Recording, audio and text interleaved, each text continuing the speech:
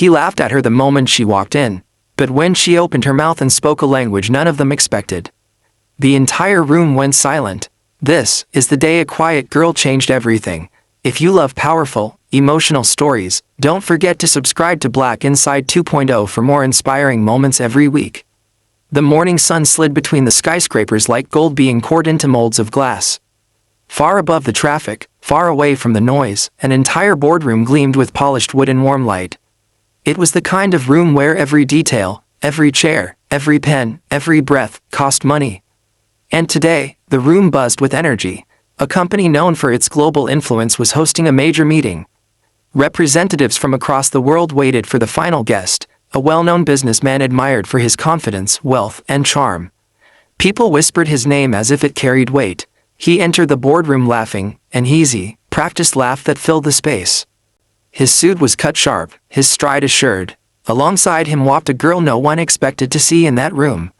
Her clothes were simple. She wore an apron like she had just come from a workshop or small business. Her expression was calm, collected, almost unreadable. She didn't shrink or fold in on herself. She simply stepped inside, quiet but steady. A few people chuckled softly, not out of malice but out of surprise. What was she doing here? What could she possibly contribute to a meeting at this level? An unexpected introduction. Everyone, the businessman said with a confident grin, "This is Amina." He gestured toward her like introducing someone who didn't belong, not out of disrespect, but out of certainty that the room would share his surprise. She's here because her mother couldn't make it today. Her mom runs a small tailoring shop downstairs. Amina helps out, very hard-working family. Several heads nodded politely. But, he continued, chuckling, Amina says she can translate for us today. The room shifted, a few smiles appeared, some widened, others hid behind hands. Amina simply blinked, calm, still. You can translate for our guests, one executive asked kindly. Amina nodded. For everyone, another added. Yes, she answered. Her voice was soft, but firm enough to be heard. The businessman laughed lightly, not cruelly, but dismissively, like someone amused by a child's confidence. Well, he said, still smiling, if she translates, maybe I should give her mother my job. The room laughed again. Amina didn't, behind her calm eyes. While the laughter echoed, Amina's mind returned briefly to the small tailoring shop below the skyscraper. It smelled of fabric, lavender spray, and the warm, comforting scent of her mother's presence. Her mother, Leora, was a woman who always worked with her head up and her hope intact, even during the hardest years.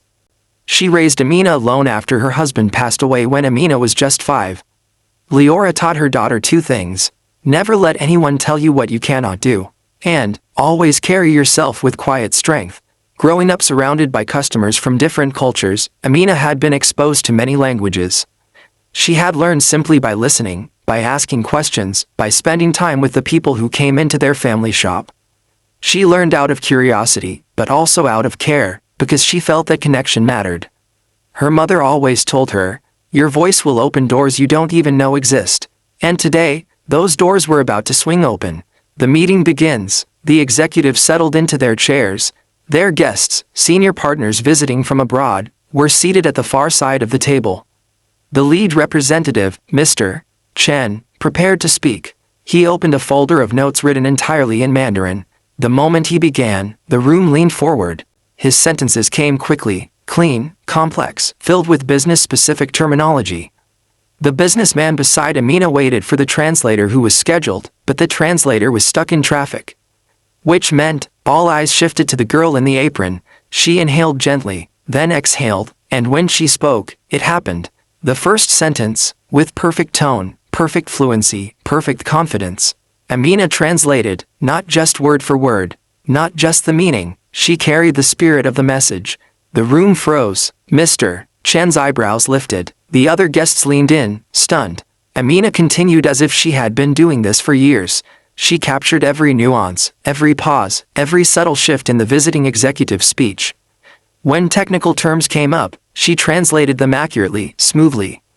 The laughter ended, completely. The businessman who had introduced her sat back slowly, his grin fading into awe. The shift. After several minutes, Mr. Chen paused. He switched briefly into another dialect, testing her, gently. Amina translated the two. Someone in the room whispered, is she native? Someone else whispered, "How old is she?" A third person murmured, "This girl is incredible." The businessman who had made the joke earlier didn't speak at all. His face was thoughtful, almost humbled. He had walked into the room expecting to impress. Instead, he was watching someone else do it effortlessly. And it wasn't just the translation. It was her composure, that steady, unshaken presence. She translated for the next 2 hours, switching between languages as needed, working with the precision of a professional and the calm of someone who understood her own worth even when others did not. When the meeting ended, the guests applauded her. Not politely, not lightly. They stood, a standing ovation, in that towering room of glass and steel. Amina became the center of gravity. After the applause, the businessman approached her, no longer laughing. "Why didn't you tell anyone you were this skilled?" he asked softly. Amina shrugged. No one asked. He exhaled, embarrassed, not by her, but by himself. "You've given me something to think about," he said sincerely. Then, in a moment that surprised everyone, including himself, he added, "You said your mother runs the shop downstairs. I'd like to meet her." Amina nodded. Of course. The walk to the tailor's shop.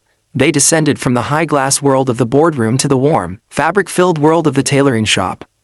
It was a different universe, a space where time felt slower, where effort was visible in every stitch.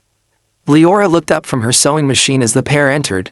"Is everything all right?" she asked, concerned. Amina smiled gently. "Everything is perfect." The businessman stepped forward. "Miss Leora," he began, "I need to apologize." She blinked, confused. "For what?" "For underestimating your daughter." Leora glanced at Amina, her eyes softening. "I've never underestimated her," she said with quiet pride. "I can see that," the businessman replied. He walked around the shop, noticing sketches on the wall, custom designs pinned neatly in rows. "You're very talented," he added. Leora smiled. "We work hard, that's all." "Well," he said, "maybe today is the day your work goes further." The offer, he turned to Amina, "And you," he said, "if you're willing, I'd like you to intern with us. Part-time, flexible hours so you can still help your mother. You'll be paid well, not because of generosity, but because you earned it." Amina's breath caught, her mother's eyes widened. Before either could speak, he added, "And as for your shop, Miss Leora, my company holds events all the time. We need custom designs, alterations, repairs. I'd like to hire your business for those services." Leora placed a hand over her heart. That would help us a great deal. Your work deserves the spotlight," he said warmly. Amina couldn't stop the smile that pulled at her lips. In a single day, everything had changed. The celebration of quiet strength. Months passed. Amina's internship quickly grew into a part-time coordination role. She helped with international communications, cultural training, and client relations. Her presence changed the dynamic of the workplace.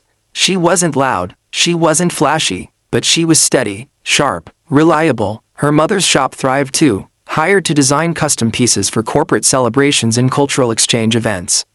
Leora worked with pride, with joy, with the comfort of knowing her daughter's gift had opened doors for both of them. But Amina always remembered the lesson she learned that day. Strength doesn't always need a stage, talent doesn't always need permission, and respect, once earned, transforms everyone it touches. Full circle, on the anniversary of that unforgettable meeting, the businessman hosted a gathering. Executives filled the same boardroom. Laughter floated through the space, but it was kinder this time, warmer. Amina stood at the front, presenting confidently in multiple languages. The same businessman who once made her the center of a joke now introduced her as the voice that changed our company. She wasn't wearing an apron anymore, but she carried the same quiet strength. Her mother watched from the doorway, not intruding, just smiling. Amina caught her eye and smiled back. The lesson for all who watched. The story spread throughout the building. Employees repeated it to new interns. Clients shared it during events. Even visitors who heard it secondhand felt inspired by the message. It became a reminder: never assume someone's potential based on their appearance. Never underestimate quiet strength. Never laugh at a door someone else is meant to open. And most importantly, gifts often bloom in unexpected places. Sometimes, all they need is a moment. Amina's moment changed everything, and she would never forget it.